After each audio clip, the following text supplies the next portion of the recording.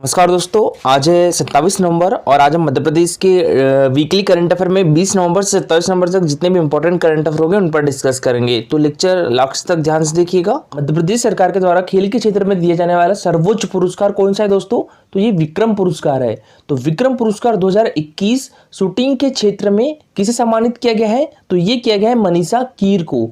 तो इसका आंसर हो जाएगा ऑप्शन नंबर बी। ठीक है, मनीषा कीर को दोस्तों विक्रम पुरस्कार 2021 से सम्मानित किया गया है। और इनका संबंध किस खेल से है? तो शूटिंग से है। और इनका संबंध किस डिस्ट्रिक्ट से है? तो इनका संबंध है भोपाल डिस्ट्रिक्ट से। सुदीप्ति हजेला का संबंध किस खेल से है? तो घुड़सवारी से है। और इनका संबंध किस जिले से है? तो इंदौर डिस्ट्रिक्ट से है। आद्या तिवारी को भी दोस्तों विक्रम पुरस्कार 2021 से सम्मानित किया गया है। इनका संबंध किस खेल से है? तो सॉफ्ट टेनिस से है। और इनका संबंध किस डिस्ट्रिक्ट से है? तो ये नर्मदापुरम डिस्ट्रिक्ट से है। और श्रेयांशी परदेसी को भी विक्रम पुरस्कार 2021 से सम्मानित किया गया है। इनका संबंध किस खेल से है? बैडमिंटन से है। और इनका संबंध किस डिस्ट्रिक्ट से है? तो इंदौर डिस्ट्रिक्ट से है। और देखिए, सबसे पहले हम विक्रम पुरस्कार के बारे में बात करें तो विक्रम पुरस्कार हमारी मध्य प्रदेश सरकार के द्वारा खेल के क्षेत्र में दिए जाने वाला सर्वोच्च पुरस्कार है। इसकी स्थापना की बात करें हम तो देखिए, मध्य प्रदेश के संचालनालय खेल एवं युवा कल्याण विभाग के अनुसार विक्रम पुरस्कार की स्थापना 1972 में की गई थी, लेकिन कई किताबों में इसकी स्थापना 1990 दी गई है। तो दोनों वर्ष आप याद रखिएगा। और पुरस्कार राशि इसमें देखिए, पहले 1 लाख रुपए दी जाती थी और अब इसको बढ़ाकर डबल कर दिया गया है। यानी इस वर्ष पुरस्कार में कितनी पुरस्कार राशि दी जाएगी? 2 लाख रुपए दी जाएगी। तो विक्रम पुरस्कार 19 वर्ष से अधिक आयु वर्ग के खिलाड़ियों को दिया जाता है। मध्य प्रदेश सरकार के द्वारा खेल के क्षेत्र में दिए जाने वाला एकलव्य पुरस्कार 2021 से कितने खिलाड़ियों को सम्मानित किया गया है? तो ये 9 खिलाड़ियों को सम्मानित किया गया है। तो इसका आंसर क्या हो जाएगा? ऑप्शन नंबर ए। ठीक है, 9 खिलाड़ी। तो सबसे पहले हम एकलव्य पुरस्कार के बारे में बात करें तो देखिए, इसकी स्थापना कब हुई थी? ये 1994 में की गई थी। और इसमें पुरस्कार राशि कितनी दी जाती है? तो ये 1 लाख रुपए दी जाती है। और ये 19 वर्ष से कम आयु वर्ग के खिलाड़ियों को दिया जाता है। मध्य प्रदेश सरकार के द्वारा खेल के क्षेत्र में प्रशिक्षकों को दिया जाने वाला विश्वामित्र पुरस्कार 2021 किसे सम्मानित किया गया है? तो ये श्री पारितोष शर्मा, श्री विनय प्रजापति और श्री मोहन लाल बंबोरिया तीनों को। तो इसका आंसर क्या हो जाएगा? उपरोक्त तीनों। ठीक है, उपरोक्त सभी। तो इसका आंसर क्या हो जाएगा? Option number D. सबसे पहली बात तो आपको याद रखना है, विश्वामित्र जो पुरस्कार है वो हमारी मध्य प्रदेश सरकार के द्वारा खेल के क्षेत्र में प्रशिक्षकों को दिया जाता है। ठीक है, ये क्वेश्चन ऑलरेडी एमपीपीएससी 2020 में पूछा जा चुका है। और इस बार विश्वामित्र पुरस्कार 2021 से कितने प्रशिक्षकों को सम्मानित किया गया है? 3 प्रशिक्षकों को सम्मानित किया गया है। श्री पारितोष शर्मा, श्री विनय प्रजापति, श्री मोहनलाल बंबोरिया। श्री पारितोष शर्मा की बात करें तो इनका संबंध हमारे मध्य प्रदेश के ग्वालियर डिस्ट्रिक्ट से है। और इनका संबंध किस खेल से है? तो कराटे से है। ठीक है, श्री विनय प्रजापति की बात करें तो इनका संबंध हमारे मध्य प्रदेश के भोपाल डिस्ट्रिक्ट से है। और इनका संबंध किस खेल से है? तो कुश्ती से है। बात करें श्री मोहनलाल बंबोरिया की तो श्री मोहनलाल बंबोरिया का संबंध हमारे मध्य प्रदेश के उज्जैन डिस्ट्रिक्ट से है। और ये किस खेल से संबंधित है? तो मलखंभ से संबंधित है। ठीक है, याद रखिएगा, विश्वामित्र पुरस्कार 2021 से 3 खिलाड़ियों को सम्मानित किया गया है। बात करें हम यहाँ पर विश्वामित्र पुरस्कार की तो इसकी स्थापना 1994 में की गई थी। इसमें पुरस्कार राशि 2 लाख रुपए दी जाती है। और ये खेल प्रशिक्षकों को दिया जाता है। मध्य प्रदेश सरकार के द्वारा मलखंभ में उत्कृष्टता के लिए दिया जाने वाला प्रभात जोशी खेल पुरस्कार वर्ष 2021 से किस जिले के मुजाहिद बेग को सम्मानित किया गया है? ठीक है, तो सबसे पहले तो आपको याद रखना है कि प्रभात जोशी खेल पुरस्कार किस खेल से संबंधित है? तो ये मलखंभ में दिया जाता है। ठीक है, और इस बार किसे मिला है प्रभात जोशी खेल पुरस्कार वर्ष 2021? ये मुजाहिद बेग को मिला है। मुजाहिद बेग का संबंध किस डिस्ट्रिक्ट से है? इनका संबंध है उज्जैन डिस्ट्रिक्ट से। तो इसका आंसर हो जाएगा ऑप्शन नंबर सी। बात करें हम यहाँ पर प्रभात जोशी खेल पुरस्कार की तो इसकी स्थापना 2013 में की गई थी। इसमें पुरस्कार राशि 2 लाख रुपए दी जाती है। और यह पुरस्कार वर्ष 2013 से प्रारंभ किया गया है। और ऐसी खेल हस्ती को दिया जाता है जिसने मलखंभ खेल के विकास एवं प्रोत्साहन के लिए विशेष योगदान दिया है। ये मलखंभ एकेडमी भी कहां पर है? तो ये उज्जैन डिस्ट्रिक्ट में है। मलखंभ दोस्तों हमारे मध्य प्रदेश का राजकीय खेल भी है। इसको राजकीय खेल कब घोषित किया गया था? तो ये 2013 में किया गया था। मध्य प्रदेश सरकार के द्वारा लाइफ टाइम अचीवमेंट पुरस्कार 2021 के लिए श्री बलबीर सिंह कुशवाहा का चयन किया गया है। तो श्री बलबीर सिंह कुशवाहा का संबंध किस डिस्ट्रिक्ट से है? तो इनका संबंध है ग्वालियर डिस्ट्रिक्ट से। तो इसका आंसर हो जाएगा ऑप्शन नंबर सी, ठीक है, ग्वालियर डिस्ट्रिक्ट से। लाइफ टाइम अचीवमेंट पुरस्कार की बात करें तो इसकी स्थापना 2002 में की गई थी। इसमें पुरस्कार राशि 2 लाख रुपए दी जाती है और यह पुरस्कार वर्ष 2002 से प्रारंभ किया गया था। और यह पुरस्कार ऐसी खेल हस्ती को दिया जाता है जिसने प्रदेश के खेलों के विकास एवं प्रोत्साहन के लिए जीवन पर्यंत योगदान दिया है। अब स्टार्ट करते हैं आज की करंट अफेयर। तो आज की करंट अफेयर में पहला क्वेश्चन है हमारा, हाल ही में किस जिले की सौम्या तिवारी भारतीय अंडर 19 क्रिकेट टीम में चुनी गई है? तो इनका संबंध है भोपाल डिस्ट्रिक्ट से। तो इसका आंसर क्या हो जाएगा? ऑप्शन नंबर बी, ठीक है, भोपाल डिस्ट्रिक्ट। देखिए इसके पहले सौम्या तिवारी का जो चयन है वो अंडर 19 चैलेंजर ट्रॉफी के लिए भी हुआ था। और देखिए हमारे मध्य प्रदेश की क्रिकेट एकेडमी कहां पर है? तो ये शिवपुरी डिस्ट्रिक्ट में है। इसकी स्थापना कब की गई थी? ये 2016 में की गई थी, ठीक है। हमारे मध्य प्रदेश की क्रिकेट एकेडमी कहां पर है? तो ये शिवपुरी डिस्ट्रिक्ट में है। इसकी स्थापना शिवपुरी में कब की गई थी? 2016 में की गई थी। क्लब का मुख्यालय कहां पर है? तो ये इंदौर में है। और पारसी क्रिकेट क्लब की स्थापना कब की गई थी? ये 1890 में की गई थी, 1890 में की गई थी। आपने संध्या अग्रवाल का नाम सुना ही होगा, ये भी क्रिकेटर है। इनका संबंध हमारे मध्य प्रदेश के इंदौर डिस्ट्रिक्ट से है और यह भारतीय महिला क्रिकेट टीम की कैप्टन भी रह चुकी है। आपने पूजा वस्त्रकार का नाम भी सुना ही होगा। अभी हाल ही में जो महिला T20 वर्ल्ड कप हुआ था वहां पर पूजा वस्त्रकार ने भारतीय महिला क्रिकेट टीम का प्रतिनिधित्व किया था और सबसे लंबा छक्का उस वर्ल्ड कप में किसके द्वारा लगाया गया था? तो ये पूजा वस्त्रकार के द्वारा ही लगाया गया था, ठीक है। पूजा वस्त्रकार का संबंध किस डिस्ट्रिक्ट से है? तो शहडोल डिस्ट्रिक्ट से है। और देखिए हमारे मध्य प्रदेश में क्रिकेटर की बात करें तो आवेश खान का भी नाम याद रखिएगा। आवेश खान कहां से है? इंदौर से है। और वेंकटेश अय्यर भी इंदौर से है और ये भी क्रिकेटर है। और अयान खान का नाम भी याद रखिएगा। अयान खान दोस्तों ICC वर्ल्ड कप में ओमान क्रिकेट टीम का प्रतिनिधित्व करने वाले मध्य प्रदेश के प्रथम क्रिकेटर है। देखिए दोस्तों अभी हाल ही में आपको पता होगा कि रणजी ट्रॉफी किसके द्वारा जीती गई है? ये भी हमारे मध्य प्रदेश क्रिकेट टीम के द्वारा जीती गई है, ठीक है। किसको हराकर? तो ये मुंबई को हराकर। इसमें दोस्तों हमारे मध्य प्रदेश क्रिकेट टीम के कैप्टन कौन थे? तो आदित्य श्रीवास्तव थे। ये नाम याद रखिएगा, मोस्ट इंपॉर्टेंट है, ठीक है। मध्य प्रदेश क्रिकेट टीम के कैप्टन कौन थे? आदित्य श्रीवास्तव थे। और मध्य प्रदेश क्रिकेट टीम के कोच कौन थे? तो ये चंद्रकांत। राष्ट्रपति श्रीमती द्रौपदी मुर्मू ने किस जिले में स्थित DRDE, इसकी फुल फॉर्म क्या होती है? Defence research and development establishment, ठीक है। और ये एक DRDO यानी डिफेंस रिसर्च डेवलपमेंट ऑर्गेनाइजेशन की ही एक लेबोरेटरी है। तो इसकी आधुनिक BSL-4 लैब का वर्चुअल शिलान्यास किया है। तो ये किस जिले में किया है? ग्वालियर में किया है। तो इसका आंसर हो जाएगा ऑप्शन नंबर सी, ठीक है। कब किया था? 15 नवंबर के दिन किया था। हमारे देश की राष्ट्रपति श्रीमती द्रौपदी मुर्मू ने ग्वालियर जिले में स्थित DRDE की आधुनिक BSL-4 लैब का वर्चुअल शिलान्यास किया है। किया 15 नवंबर को किया। डेट याद रखिएगा, 15 नवंबर को हमारे मध्य प्रदेश में जनजातीय गौरव दिवस भी मनाया गया। 15 नवंबर के दिन ही हमारे मध्य प्रदेश में पेशा एक्ट लागू किया गया है। क्वेश्चन है हमारा, PM स्वनिधि योजना के प्रथम चरण में मध्य प्रदेश देश में कौन से स्थान पर है? तो ये प्रथम स्थान पर है। तो इसका आंसर हो जाएगा ऑप्शन नंबर ए। और PM स्वनिधि योजना की शुरुआत कब से की गई थी? तो ये 2020 से की गई थी। हाल में किस जिले की मिर्च को मध्य प्रदेश के एक जिला एक उत्पाद में शामिल किया गया है? तो ये खरगोन जिले की मिर्च को हमारे मध्य प्रदेश के एक जिला एक उत्पाद यानी वन डिस्ट्रिक्ट वन प्रोडक्ट में शामिल किया गया है। तो इसका आंसर क्या जाएगा? ऑप्शन नंबर डी, ठीक है, खरगोन डिस्ट्रिक्ट। देखिए राजगढ़ जिले का जो संतरा है उसको मध्य प्रदेश के एक जिला एक उत्पाद में शामिल किया गया है। और रायसेन जिले का बासमती चावल को हमारे मध्य प्रदेश के एक जिला एक उत्पाद में शामिल किया गया है।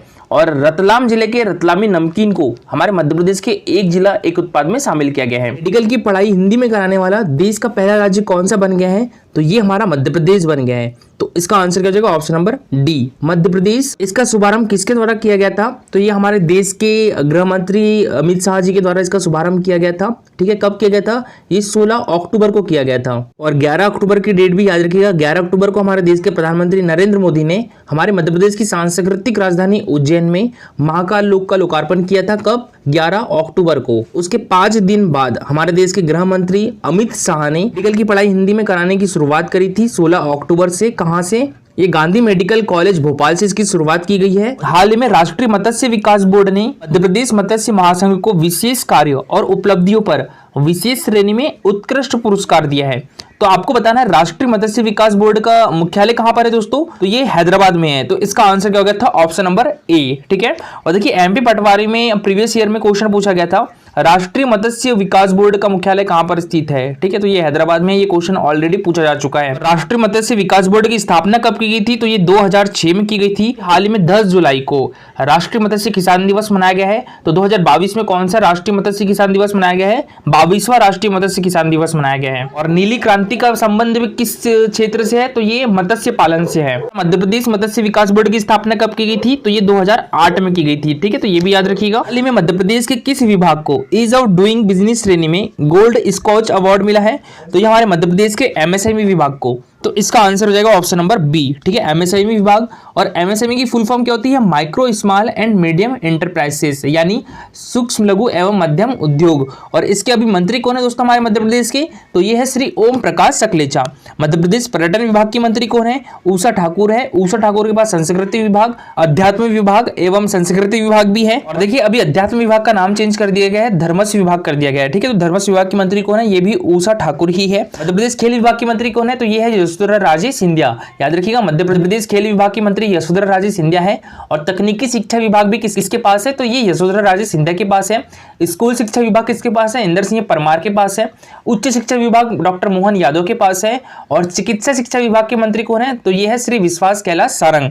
मध्य प्रदेश गृह विभाग के मंत्री कौन है? तो ये है नरोत्तम मिश्रा। मध्य प्रदेश एमएसएमई विभाग के मंत्री कौन है? ओम प्रकाश सकलेचा। तो अभी हाल ही में हमारे मध्य प्रदेश के एमएसएमई विभाग को ईज ऑफ डूइंग बिजनेस की श्रेणी में प्रतिष्ठित गोल्ड स्कॉच अवार्ड से सम्मानित किया गया है। एमएसएमई के मामले में मध्य प्रदेश अग्रणी राज्य है, जिसकी अपनी राज्य क्लस्टर विकास नीति है। राष्ट्रीय हस्तशिल्प पुरस्कार शिल्प गुरु सम्मान से मध्य प्रदेश के किस शिल्पकार को सम्मानित किया जाएगा?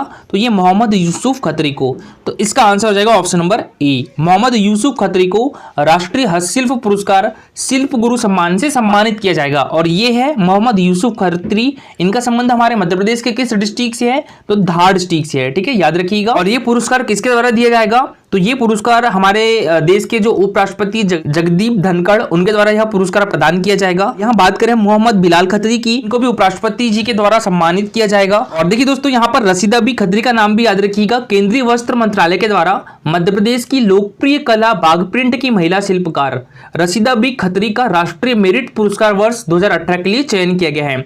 शिल्पकार रसीदा बी खत्री को यह पुरस्कार चादर पर बाघ प्रिंट की बारीक कारीगरी के लिए प्रदान किया जाएगा। और इनका संबंध भी हमारे मध्य प्रदेश के किस डिस्ट्रिक्ट से है दोस्तों? तो धार डिस्ट्रिक्ट से है। और प्रिंट ठप्पा छपाई कला में महारत हासिल है इनको। इससे पूर्व भी इन्हें वर्ष 2012 और वर्ष 2014 में 2 राज्य स्तरीय पुरस्कार से नवाजा जा चुका है। किसे?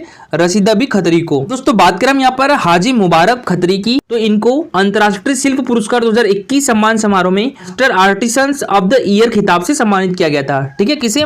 हाजी मुबारक खत्री को। इनका संबंध भी हमारे मध्य प्रदेश के धार डिस्ट्रिक्ट से है। में आयोजित अंतर्राष्ट्रीय शिल्प पुरस्कार 2021 सम्मान समारोह में मध्य प्रदेश के किस शिल्पकार को master artisans of the year का खिताब प्रदान किया गया है? ये किया गया हाजी मुबारक खत्री को। तो इसका आंसर हो गया था ऑप्शन नंबर बी। ठीक है, हाजी मुबारक खत्री। हाल ही में मुख्यमंत्री शिवराज सिंह चौहान ने मध्य प्रदेश के पूर्व मुख्यमंत्री स्वर्गीय श्री कैलाश जोशी की प्रतिमा कहां स्थापित करने की घोषणा की है? तो ये हमारे मध्य प्रदेश की राजधानी भोपाल में। तो इसका आंसर हो जाएगा ऑप्शन नंबर बी। ठीक है, और देखिए श्री कैलाश जोशी जी हमारे मध्य प्रदेश के पूर्व मुख्यमंत्री भी रह चुके हैं। कब से कब तक? ये 1977 से लेकर 1978 तक हमारे मध्य प्रदेश के मुख्यमंत्री थे। और देखिए हमारे मध्य प्रदेश में 3 बार राष्ट्रपति शासन लग चुका है। कब कब लगा था? एक तो 1977 में लगा था, एक 1980 में लगा था और एक 1992 में लगा था। ठीक है, तो ये क्वेश्चन पूछा गया था मध्य प्रदेश में कितनी बार राष्ट्रपति शासन लगा है?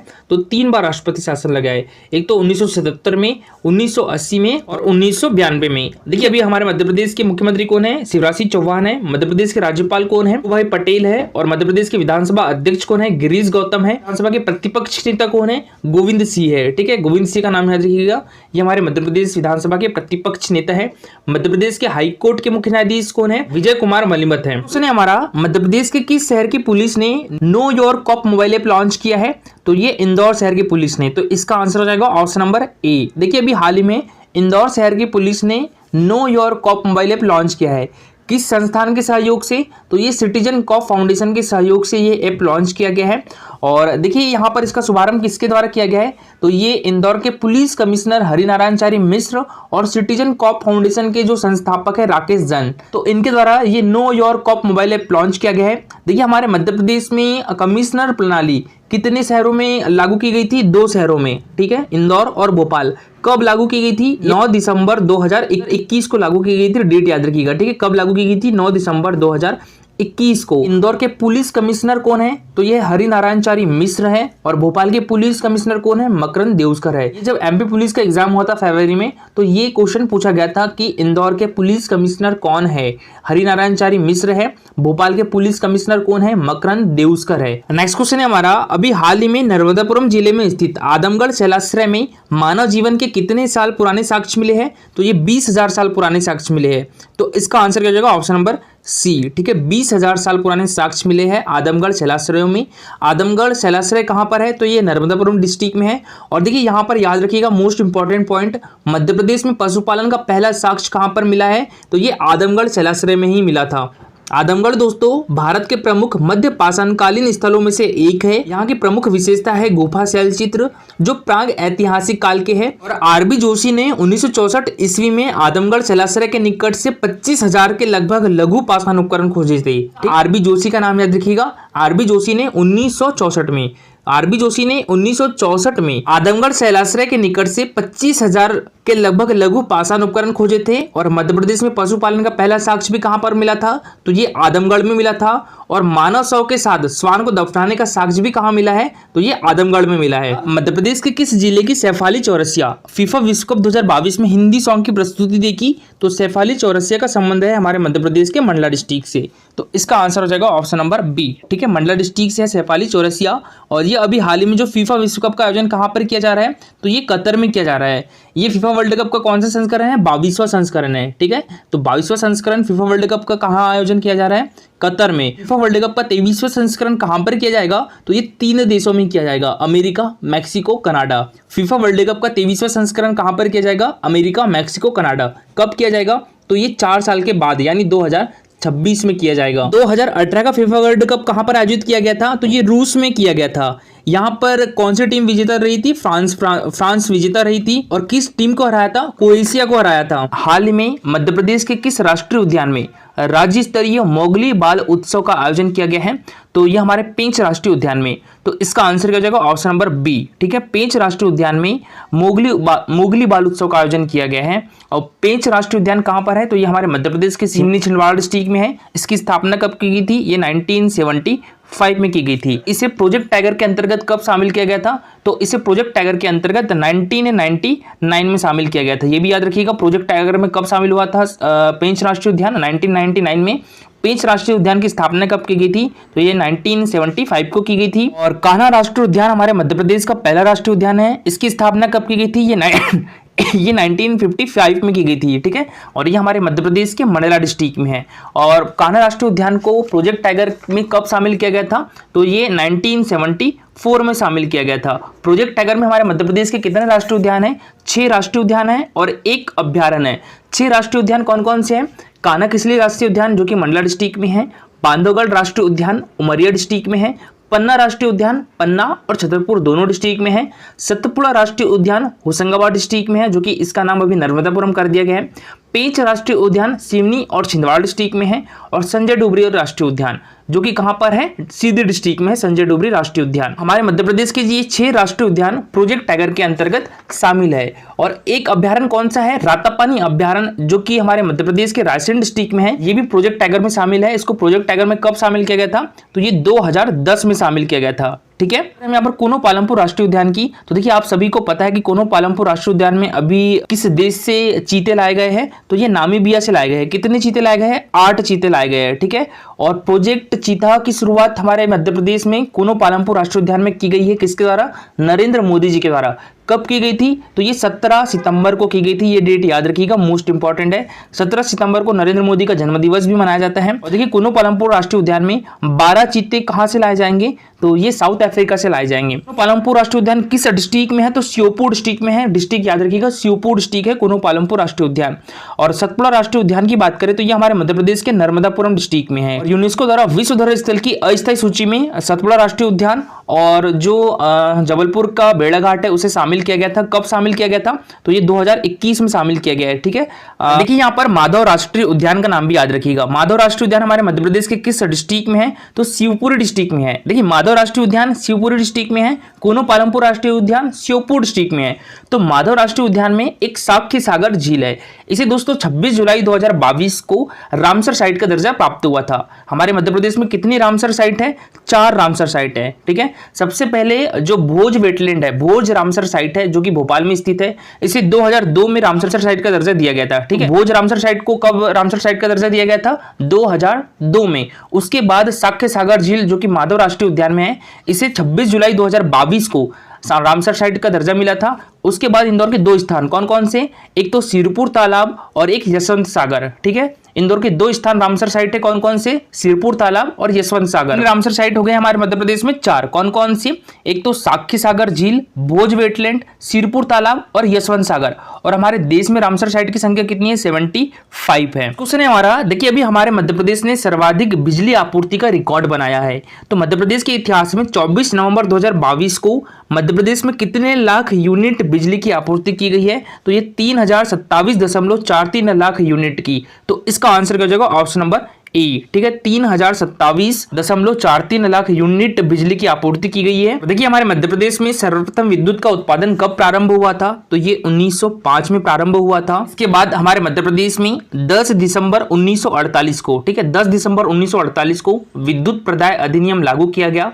और 1 दिसंबर 1950 को, ठीक है, 1 दिसंबर 1950 को विद्युत मंडल का गठन किया गया था। और हमारे मध्य प्रदेश विद्युत मंडल का मुख्यालय कहां पर है? तो ये जबलपुर डिस्ट्रिक्ट में है। तो 1905 में हमारे मध्य प्रदेश में विद्युत का उत्पादन प्रारंभ हुआ था। 1948 में विद्युत प्रदाय अधिनियम लागू हुआ था हमारे मध्य प्रदेश में। और 1950 में विद्युत मंडल का गठन किया गया था। इसका मुख्यालय जबलपुर डिस्ट्रिक्ट में है। इसके बाद 1953 में, याद रखिएगा, 1953 में मध्य प्रदेश का पहला तापीय विद्युत केंद्र कहां पर है? ये नेपानगर में है। नेपानगर हमारे मध्य प्रदेश के बुरहानपुर डिस्ट्रिक्ट में है। तो यहां पर स्थित चांदनी ताप विद्युत केंद्र की स्थापना की गई थी। कब? 1953 में। हमारे मध्य प्रदेश में राज्य ग्रामीण विद्युतीकरण निगम की स्थापना कब की गई थी? तो ये 1960 में की गई थी। मध्य प्रदेश का पहला जल विद्युत केंद्र किस नदी पर है? तो ये चंबल नदी पर है। इसका नाम क्या है? गांधी सागर विद्युत केंद्र है। किस डिस्ट्रिक्ट में है? तो मंदसौर डिस्ट्रिक्ट में है। इसकी स्थापना भी 1960-61 में की गई थी। और देखिए हमारे मध्य प्रदेश में कितनी विद्युत वितरण कंपनी है? 3 विद्युत वितरण कंपनियां हैं। कौन कौन सी? एक तो पूर्व क्षेत्र विद्युत वितरण कंपनी, एक मध्य क्षेत्र विद्युत वितरण कंपनी और एक पश्चिम क्षेत्र विद्युत वितरण कंपनी। तो पूर्व क्षेत्र विद्युत वितरण कंपनी का मुख्यालय कहां पर है? तो ये जबलपुर डिस्ट्रिक्ट में है। मध्य क्षेत्र विद्युत वितरण कंपनी का मुख्यालय कहां पर है? तो ये भोपाल डिस्ट्रिक्ट में है। और पूर्व क्षेत्र विद्युत वितरण कंपनी का मुख्यालय कहां पर है? तो ये इंदौर डिस्ट्रिक्ट में है। चैनल टारगेट सिविल सर्विसेज, तो इस पर डेली क्विजेस होते हैं, तो इसमें आप भी पार्टिसिपेट कर सकते हो। टेलीग्राम चैनल की लिंक आपको हमारे वीडियो के डिस्क्रिप्शन बॉक्स में मिल जाएगी। और दोस्तों लेक्चर अच्छा लगा हो तो लाइक और शेयर जरूर करिएगा। अगर आप इस चैनल पर नए हो तो सब्सक्राइब भी कर लीजिए। Thank you so much for watching this video.